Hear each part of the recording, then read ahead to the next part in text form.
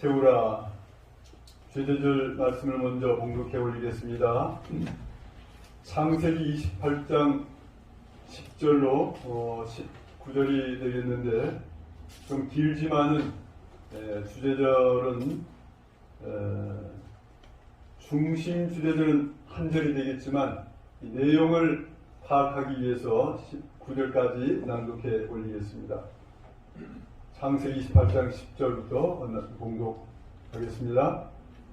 야곱이 브엘세바에서 떠나 하란으로 향하여 가더니 한 곳에 이르러는 해가 진지라 거기서 유숙하려고 그곳에 한 돌을 가져다가 베개로 삼고 거기 누워 자더니 꿈에 본즉 사닥다리가 땅 위에 서 있는데 그 꼭대기가 하늘에 닿았고 또 본즉 하나님의 사자들이 그 위에서 오르락내리락 하고 또 본즉 여호와께서 그 위에 서서 이르시되 나는 여호와니 너의 조부 아브라함의 하나님이요 이삭의 하나님이라. 내가 누워있는 땅을 내가 너와 내 자손에게 주리니 내 자손이 땅에 티끌같이 되어 내가 서쪽과 동쪽과 북쪽과 남쪽으로 퍼져나갈지며 땅의 모든 족속이 너와 내 자손으로 말미암아 복을 받으리라. 아멘. 내가 너와 함께 있어 내가 어디로 가든지 너를 지키며 너를 이끌어 이 땅으로 돌아오게 할지라. 내가 네게 허락한 것을 다 이루기까지 너를 떠나지 아니하리라 하시니라. 아멘. 야곱이 잠이 깨어 이르되 여호와께서 과연 여기 계시거늘 내가 알지 못할도다. 이에 두려워하여 이르되 두렵도다. 이곳이요 이것은 다름 아닌 하나님의 집이요 이는 하늘의 문이로다 하고 야곱이 아침에 일찍이 일어나 베개로 삼았던 돌을 가져다가 기둥으로 세우고 그 위에 기름을 붓고 그곳 이름을 베델이라 하였더라. 아멘. 이 성의 옛 이름은 루스라 했지만은 중요 성경절은 바로 그곳 이름을 베델이라 하였더라. 아멘. 네. 하나님께서 생각지 않은 곳에 나타나신 겁니다. 하나님께서 자격이 없는 자에게 나타나셔서 하나님께서 약속하시고 언약하시고 복을 내리실 것을 약속해 주셨습니다. 아멘. 우리는 야곱과 같은 인생에 오늘 창세기 28절은 28장 10절로 19절은 무슨 말씀입니까? 야곱이 가장 인생에 있어 낙오된 인생의 경험, 하늘을 그리워했고 주님을 마음에 모시고자 했던 야곱의 기대와는 전혀 다르게 도망가는 야곱의 신세가 된 것입니다. 오늘 그래서 이 말씀을 중심으로 아까 말씀드렸던 기념비를 세우라. 생각지 않았던 곳, 생각지 않은 장소, 생각지 않은 시간에 자비의 하나님이 야곱을 불쌍히 여기셔서 그가 잘했건 잘못했던 간에 그의 마음을 받으신 놀라우신 주님의 사랑을 오늘 여러분들의 마음에 체험하게 되기를 간절히 바랍니다. 잘나서가 아니고 준비돼서가 아니고 다른 사람보다 무엇인가 똑똑해서가 아니라 우리야말로 간절한 마음, 우리는 여러 번 주님의 은혜 가운데 지내고 싶은 마음이 있었지만 매일의 생애에서 우리도 모르는 사이에 거짓말하고 우리도 모르는 사이에 나를 내세우고 세상을 바라보고 쓰러졌던 우리 자신을 돌아볼 수밖에 없는 야곱과 같은 인생이에요. 그 인생을 하나님께서 보이지 아니하시고 꿈에 어떻게 된 겁니까? 그가 이렇게 브엘세바를 떠나서 하란으로 가는 그 길은 굉장히 먼 거리예요. 여러 날 걸려야 되는 그 거리를 어떻게 야곱이 터덜터덜 보침 하나 들고 지팡이 하나 가지고 가는 처량한 신세가 됐을까요? 그 27장에 보면 그 전에 보니까 사실은 그 26장, 27장 쪽 이렇게 넘어오면서 보면 이삭이 처음에 아이가 없었습니다. 이삭에게. 그래서 간절히 기도했더니 자기 아내 리브가가 드디어 임신을 했는데 그 임신한 그 이후에 보니까 쌍태예요, 쌍태. 그런데 그 뱃속에 있는 아이가 싸우는 것 같습니다. 아주 너무 아프고 너무 고통스럽고 아주 괴로워서 하나님께 간절히 기도했더니 리브가의 기도를 응답하시면서 하나님의 사자가 나타나 말씀하시기를 내 복중에는 두 아이가 싸우고 있다. 이 두 민족을 이룰 것인데 큰 자가 작은 자를 섬기리라. 이렇게 말씀하시는 거예요. 이 아기를 낳았는데 첫 아이가 나왔는데 첫 아이는 아주 털복숭이에요. 붉은 털이 난 그런 털복숭이 아이가 나오는데 둘째 아이가 나오면서 자기 먼저 나오는 자기 형의 발꿈치를 붙잡았어요. 근데 그는 털이 없고 매끈매끈한 아이예요. 누구였습니까? 에서와 야곱이었어요. 에서는 털이 많고 붉어서 에돔이라고 하는 별명이었고, 둘째로 이렇게 나왔던 그 아이는 그 큰 아이의 발꿈치를 잡았기 때문에 발꿈치를 움켜잡았다는 뜻으로 야곱, 또 다른 또 나쁜 뜻은 속여 얻은 자, 뭐 이런 뜻도 있어요. 하여튼 그 발꿈치를 움켜잡았다 그래서 야곱이라는 이름으로 그가 나왔는데, 뒤에 나온 자가 큰 자가 뒤에 나온 자를 섬기는 그런 아주 특별한 기별을 받고 그걸 마음에 담고 자기 남편 이삭에게 아무래도 이 야곱이 큰 자가 되겠다 이렇게 여러 번 이삭에게 얘기를 했지만 이삭이 특별히 큰 아이 에서를 좋아한 거예요. 에서는 어떤 사람이면 사냥을 좋아하고 아주 그냥 아싸라고 무슨 뭐 주저하는 것도 없고 아주 멋진 그런 아주 이렇게 활력이 넘치는 그런 아들이었는데, 둘째 아들 야곱은 조용하고 순종적이고 어머니가 좋아할 그런 스타일이에요. 그래서 이삭과 리브가가 서로 이야기할 때에 이 야곱의 탄생에 대한 하나님의 사자의 말을 기억했어야 되는데, 이삭은 큰아들을 너무 좋아한 겁니다. 큰아들.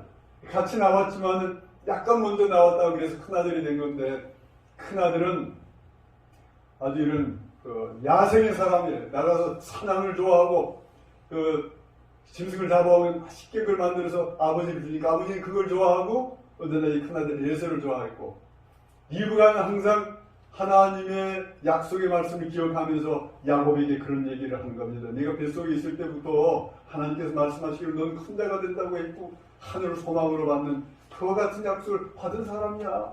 그러니까 이 야곱이 생각할 때는 그 당시만 해도 이 장자는 배의 축복을 받고 그 가정에 아주 가장으로서 역할을 하고 제사장 역할을 하기 때문에 받은 복이 많아요.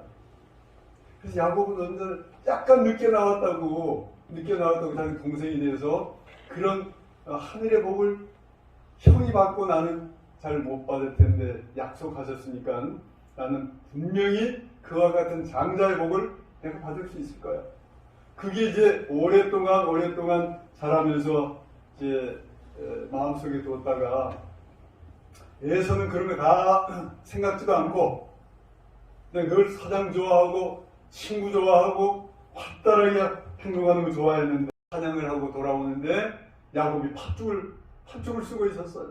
너무나 배가 고파서 팥죽 좀 달라고 그랬더니 야곱이 말하기를 형의 장자권을 내게 주면 내가 이 팥죽을 내가 주겠다.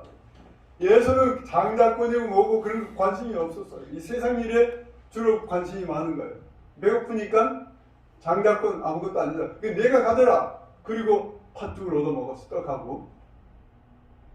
그랬는데 자기 아버지 이삭이 나이가 많아서 이제 눈이 어두워서 죽기 전에 큰아들 에서를 좋아하니까 에서에게 가정의 복을, 장자의 복을 내리려고 가서 사냥을 해보라는 그 얘기를 한 거예요.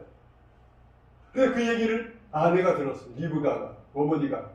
그리고서 빨리 야곱에게 가가지고 그 형이 사냥해서 짐승을 잡아와가지고 잘 맛있게 하면 그 별미를 만들어서 내게 가져오면 내가 너에게 복을 내리리라, 아주 축복 기도를 하리라, 이렇게 한 얘기를 듣고 야곱에게 가서 네 아버지가 이제 장자의 복을 형에게 주려고 한다. 내 말만 듣고 너는 그 가서 짐승 중에 염소 새끼 중에 아주 좋은 걸 다 골라오면 내가 맛있게 별미를 만들어서 줄 테니까 네가 그걸 가지고 가서 눈이 어두워진 아버지에게 가서 복을 받도록 해라. 그랬더니 야곱이 뭐라고 얘기를 했을까요? 아니 그러다가 만약에 아버지는 지금 형을 좋아하고 형에게 장자의 그 축복을 내리려고 하는데 만약 내가 동생인 걸 알았다가 아버지께서 축복 대신 저주를 내리면 어떻게 할 겁니까? 그 저주는 내가 안 나갈 테니까 걱정하지 말고, 그 형은 털이 있는 사람인데 매끈매끈한데 손을 붙잡다가 내가 들통이 나면 큰일 나는데요. 걱정하지 말아라. 그 이제 염소 새끼를 잡으면서 털을 이 손과 목과 이렇게 나와 있는 모든데 이제 털로 이렇게 갈려준 거예요. 그래서 엄마가 만들어준 그 맛있는 별미를 가지고 아버지한테 갖다 주면서 아버지 제가 왔습니다. 내가 누구냐? 에서입니다. 거짓말을 한 거죠. 야, 내 목소리가 좀 다른데 어디 가까이 와봐라. 눈이 어두니까. 그리고 이렇게 축복하기 전에 손을 만져보니까 털손이니까 매끌매끌한 손이니까 털이 있는 손이에요. 목도 만져보니까 털이 있어요. 아, 목소리는 야곱인데 만져보니까 에서로구나. 그리고 아버지 눈이 어두우니까 그냥 모든 복을 야곱에게 내린 거예요. 그 끝나고 돌아갔는데 그때 짐승을 잡아와서 맛있게 별미를 만들어서 에서가 아버지 제가 왔습니다. 별미를 만들어 왔습니다. 아니 내가 누구냐? 제가 에서가 아닙니까? 아버지께서 복을 주시라고 기도하시겠다고 하셨는데 제가 에서입니다. 아주 기절할 정도로 놀란 이 아버지, 이게 하나님의 섭리인 걸 그때 깨달았어요. 그러니까 평소에 리브가와 이삭이 이렇게 같이 약조를 잘 맞췄어야 돼요. 기도하면서. 이게 하나님의 뜻인가 아닌가를. 근데 이삭은 에서를 좋아하고 리브가는 야곱을 좋아하다 보니까 그래서 이 여인의 마음에는 항상 하나님의 그 복을 갈구했고 야곱도 세상의 복보다는 하늘의 복을 얻기를 갈망하는 마음이 있었어요. 야곱은. 에서는 세상의 복을 좋아했고 내게 줄 복은 이제 없구나 막 울면서 난리를 하니까 이제 너는 하늘 이슬에 젖으면서 너는 광야의 사람이 되겠고 막 이런 좀 못한 그 복을 내릴 수밖에 없었어. 너무나 화가 난 에서는 나오자마자 내가 이제 아버지가 돌아가시기만 하면 이 동생을 죽여버리겠다. 이 소식을 들은 어머니가 야곱을 부르더니 야 형이 너를 죽이려고 하니까 너 여기 있으면 안 된다. 나의 오라버니가 있는 저 하란으로 가면 이 네 형은 가나안 여인들을 얻어가지고 우리의 마음을 상하게 했는데 너는 가서 하나님의 뜻대로 좋은 규수를 얻어서 이제 돌아와야 되니까 며칠 후가 되면 형이 노가 풀어질 거야. 그때까지만 기다려. 그러면 그때 내가 부르마. 그래서 이제 아버지께와 다른 사람에게는 결혼을 위한 아주 훌륭한 교수를 얻기 위해서 하란으로 가야 된다는 얘기를 하면서 그가 이제 도망가는 거예요. 그런데 그의 마음은 너무나 쓰라린 거죠. 내가 하나님의 복을 위해서 이렇게 열심히 했는데 오히려 속이는 자, 거짓말하는 자, 정말 이거는 하나님 앞에 드러낼 수 없는 이와 같은 자가 내가 됐구나. 그런 낙심천만한 마음으로 늘 이제 이 일을 이제 경험하면서 간절히 기도하고 회개했지만은 결국에는 자기가 도망쳐야 되는 그런 슬픈 도망자 신세가 됐을 때는 이제 더 이상 기도할 힘도 없어. 그리고 또 지금 도망가는 그 장면을 이제 창세기 28장 10절 19절에 이제 낭독해 드린 겁니다. 그랬는데 어떻게 한 겁니까? 다시 말씀을 드리자면 야곱이 브엘세바에서 떠나 하란으로 향하여 가더니 한 곳에 이르러는 해가 진지라 거기서 유숙하려고 그곳에 한 돌을 가져다가 베개로 삼고 거기 누워 자더니 얼마나 처량했으면 베개를 돌로 베개를 메고 자겠습니까? 낮에는 뜨거운 햇빛이 있지만 밤에는 아주 추운 그런 이 거칠은 광야 그 길을 어쩌면 야곱은 사람 만나기도 두려웠을 거예요. 거짓말하고 형이 받을 장자 축복을 받은 이 나쁜 동생이구나. 일단 누가 나타나서 자기를 죽이면 어떻게 할까? 짐승이 나타나면 어떻게 할까? 이런 두려운 마음으로 그는 쓰러져 돌을 베고 잠이 들었을 거예요. 그리고 놀랍게도 그때 누가 나타나신 거예요? 하나님. 그렇죠. 하늘로부터 땅까지 이어진 사닥다리가 나타난 거예요. 꿈에 본즉 사닥다리가 땅 위에 서 있는데 그 꼭대기가 하늘에 닿았고, 또 본즉 하나님의 사자들이 그 위에서 오르락 내리락 하고, 또 본즉 여호와께서 그 위에 서서 이르시되 나는 여호와니 너의 조부 아브라함의 하나님이요 이삭의 하나님이요. 내가 누워있는 땅을 내가 너와 내 자손에게 주리라 약속을 하시는 거예요. 아멘. 오늘 말씀의 제목이 뭡니까? 기념비를 세워라. 우리 생애에 하나님께서 자비를 베푸시고 우리를 이끄시고 우리를 용서하시고 받으시는 그분의 놀라운 사랑이 있을 때 그걸 잊어버리지 말고 기억하라고 우리에게 기회를 주고 계신 것입니다. 아멘. 또 본즉 내 자손이 땅에 티끌같이 되어 내가 서쪽과 동쪽과 북쪽과 남쪽으로 퍼져나갈 것이며 땅의 모든 족속이 너와 내 자손으로 말미암아 복을 받으리라. 아멘. 오늘 말씀은 우리는 야곱의 인생이에요. 이 성경은 누구의 이야기인가 하니 야곱의 이야기예요. 야곱이 나중에 어떤 사람이 되는 겁니까? 이스라엘이 돼요. 영적 이스라엘. 우리 모든 하나님의 백성들을 다 통틀어 이스라엘 백성이라고 하는 거예요. 영적 이스라엘 백성. 속이는 자가 승리자 이스라엘로 바뀌는 놀라운 기적의 기록이 이 성경에 기록되어 있는 거예요. 하나님께서는 이미 용서하셨어요.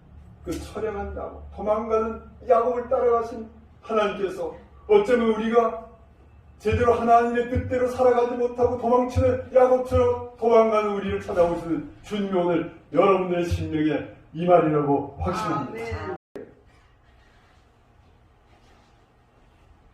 야곱이 잠이 깨어 이르되 여호와께서 과연 여기 계시거늘 내가 알지 못하였도다. 이에 두려워하여 이르되 두렵도다.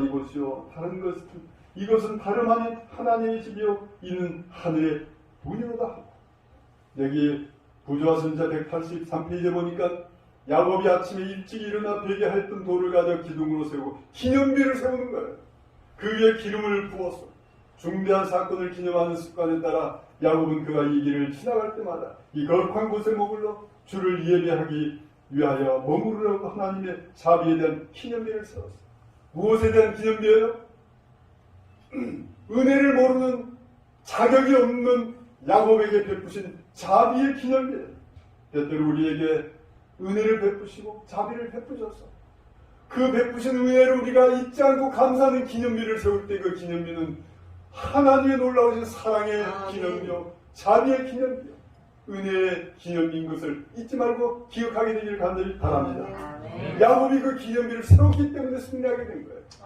그가 실패하고 어려운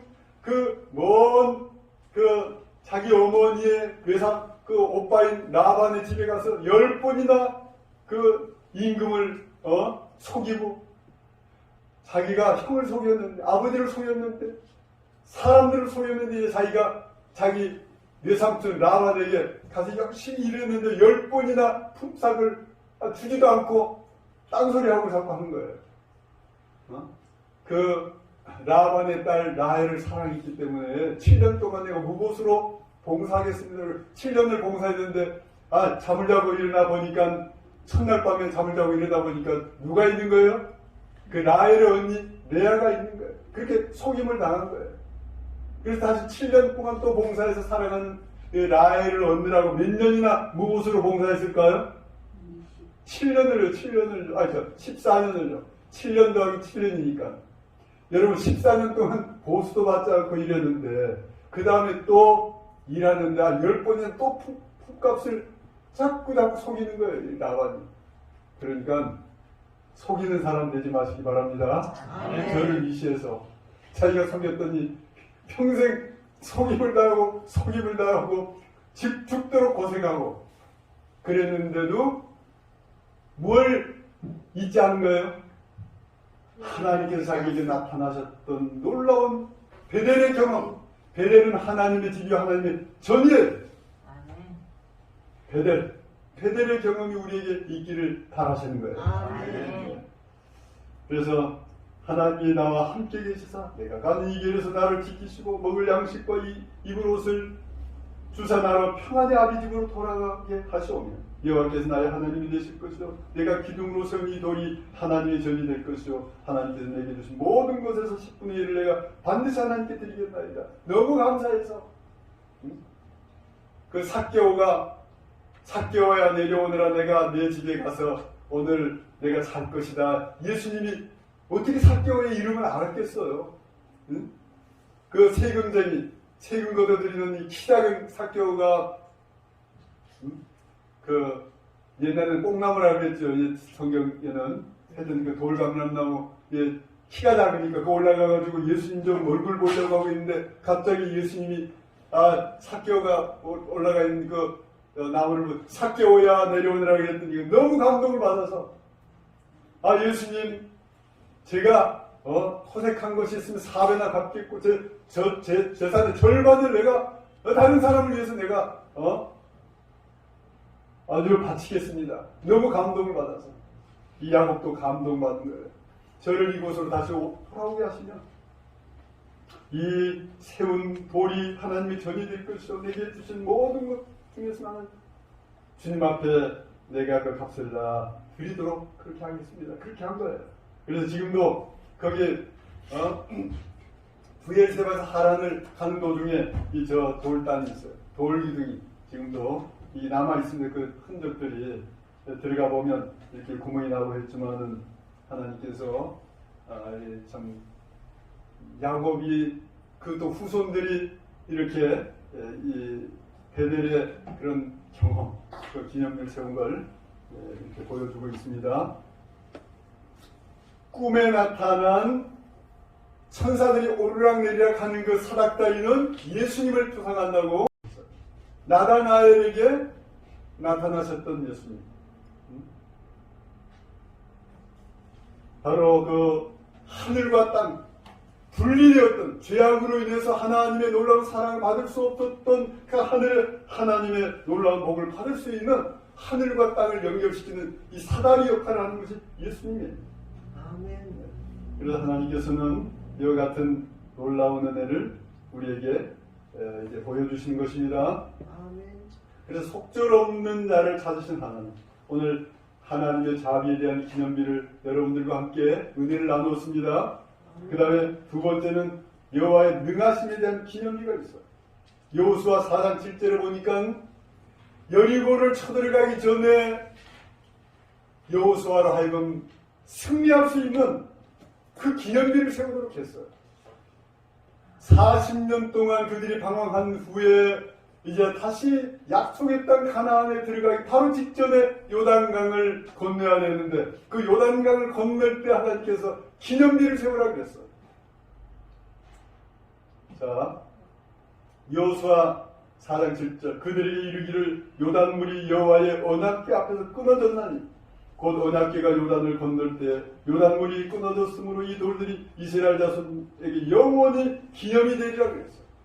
그러니까 이 언약궤를 메고 가던 제사장들의 발이 그 범람한 아주 이 비가 많이 올 때 요단강이 범람해서 넘쳤기 때문에 건너갈 수가 없었어요.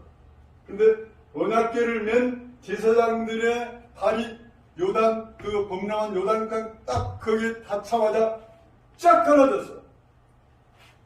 그 물이 갑자기 내려다 폭포수처럼 벽이 세워지고 그 밑에 있는 물은 싹 쓰러져 나갔어요. 이 기적적인 것을 기념하도록 하기 위해서 하나님께서 이스라엘 백성들과 함께 하셔서 약속하신 가나안 땅에 들어가 여리고를 무너뜨리는 그 역사가 일어날 것을 약속하시고 그 요단강 가운데 있는 돌 12개, 12지파에 야곱의 아들들이 12명이었거든요. 그래서 그 돌 12개를 지파의 대표자 한 사람씩 와서 그 돌을 내고 건너가서 길갈이라는 땅에 거기 세워서 기념비로 세우라고 그랬어요. 그 다음에 세 번째는 여호와의 선하심에 대한 기념비를 마태복음 26장 13절에 말하고 있어요. 우리에게는 이런 기념비들이 있다 그거예요. 우리가 자격이 없는 우리에게 은혜를 베푸신 자비의 기념비를 우리가 세울 필요가 있고 여러분 우리를 인도하셔서 우리가 죄악과 싸워 승리하는 이 세상에서 싸워서 어떤 모양으로 승리했던 여호수아의 경험처럼 능하심에 대한 기념비가 우리 있을 수 있다 이 말이에요. 그걸 세우게 되길 바랍니다. 아멘. 마지막으로 여호와의 선하심에 대한 기념비는 무엇입니까? 마태복음 26장 13절.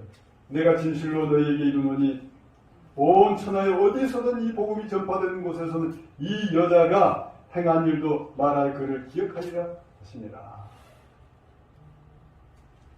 요한복음에 나오고 이 사복음서에도 나오는데 이 여인이 누굽니까? 막달라 마리아예요. 이 막달라 마리아가 예수님께서 돌아가시기 바로 며칠 전에 그 베다니에서 시몬이 이 문둥병이 낫게 된 시몬이라고 한 사람이 잔치를 베풀었을 때 거기에 한 죄인인 여자가 뒤로 와서 옥합을 깨뜨렸다 그랬어요. 근데 이제 요한복음은 확실하게 이 마리아라고 얘기를 했는데, 네. 이 여자가 행한 일도 말할 그를 기억하리라 그랬어요.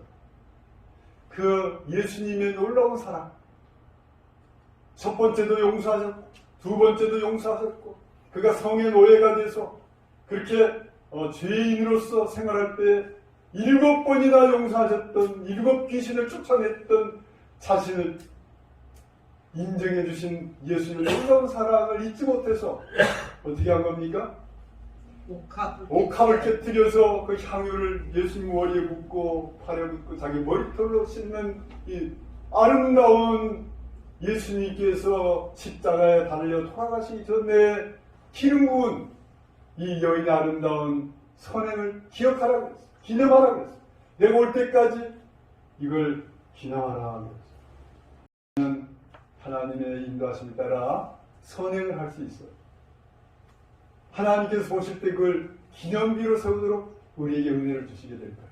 아멘. 여러분들이 늘 다른 사람 위해서 아름다운 그런 선행을 하게 되길 바랍니다. 아멘. 그건 우리가 세우는 것보다도 하나님께서 세워주셔요. 그렇잖아요. 아멘. 우리가 누구를 도왔더니 다른 사람을 믿는 사람이 다른 사람을 돕는 건 언제나 가품을 받게 돼 있어요. 아멘. 그래서 저도 참 이 인색한 사람인데 제가 남을 좀 이렇게 도울 수 있는 힘이 되는 거는 그 도울 때마다 하나님께서는 돕는 것보다 더 갑절 이상을 갚아주시는 걸 경험했습니다. 아멘. 넉넉한 마음으로 서로 돕게 되길 바랍니다. 아멘. 자, 그래서 여기 자비에 대한 기념비, 능하심에 대한 기념비, 선하심에 대한 기념비를 우리의 기념비들을 이 마지막 제가 예화를 드리면서 이제 마치려고 합니다. 박 장로님이 누굴까요? 박 장로님의 구사일생. 제가 박광선 장로님 이럴까 하다가 박 장로님이라고 했습니다. 여러분 박광선 장로님 이름 들어보셨습니까? 예. 아, 이분은 들으셨네요. 네. 아, 네. 여기 바로 중문안교 옆에서 직구하시는 박광선 장로님이시죠. 또 제 아들의 장인어른 되십니다, 사실은. 네. 그런데 이 박 장로님의 이야기와 또 설교하는 건 제가 직접 못 들었지만은 이분이 제게 직접 하시는 말씀을 좀 들었습니다. 여러 세월이 많이 지났기 때문에 다 잊어버렸는데 이분이 말씀하시기를 목사님 제 세계에 구사일생으로 살아난 경험이 여러 번 있었습니다. 그게 무엇입니까? 그랬더니 제가 오늘 2가지만 얘기를 드리는데 한 번은 이분이 어렸을 때 기염을 좀 받은 것 같아요. 어떤 여인이 자기를 데리고 강원도를 간 거예요. 그러니까 친척 비슷한 여성이었기 때문에 자기를 데려가는 바람에 집을 가지 못하고 강원도에 떨어져가게 됐어요. 그래서 어떻게 집에서 그걸 알아서 이제 그 강원도에 어느 여인에게 붙들려간 자기가 다시 집에 돌아오도록 버스를 타게 됐어요. 버스를.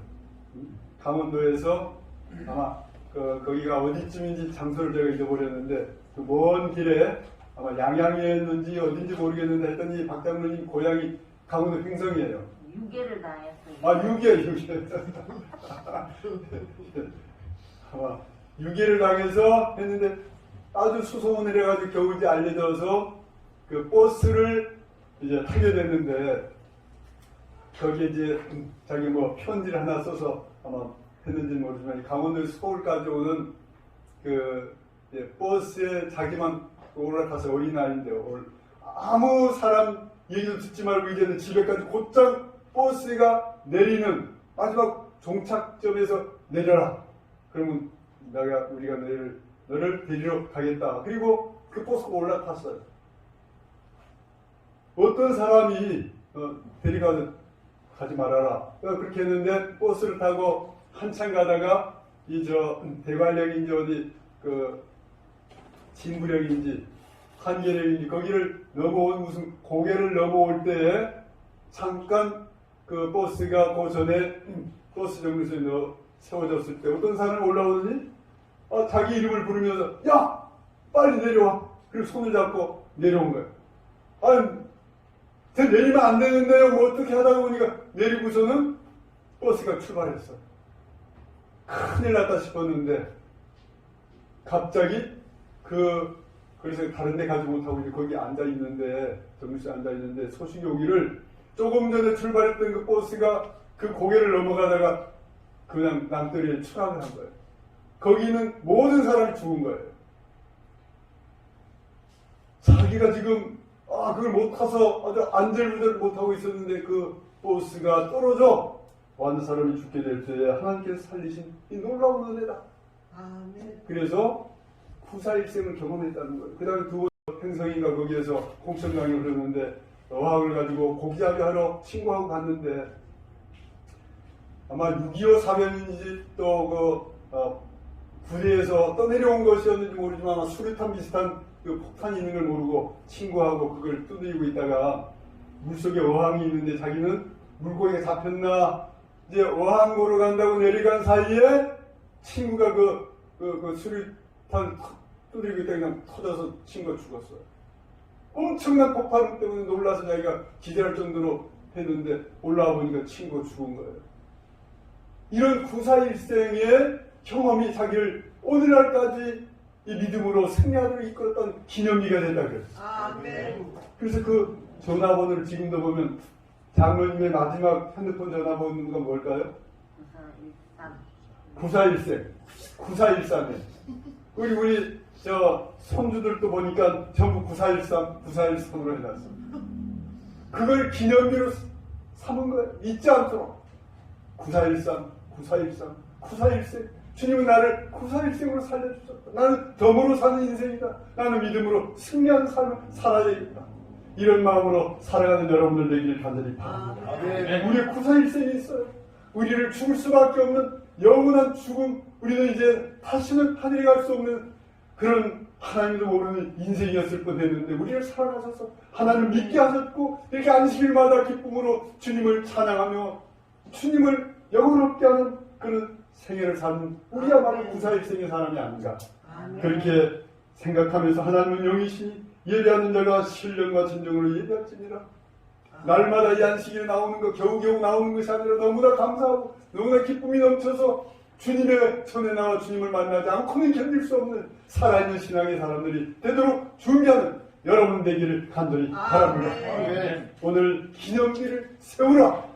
우리의 생애의 가장 작은 경험이라 할지라도 다른 사람이 경험한 엄청난 것보다도 내가 기도에 응답받은 그것이 너무나 감사한 것을 기억하시고 믿음으로 승리하는 우리 모두가 되기를 간절히 바라면서 말씀 마치겠습니다. 아멘.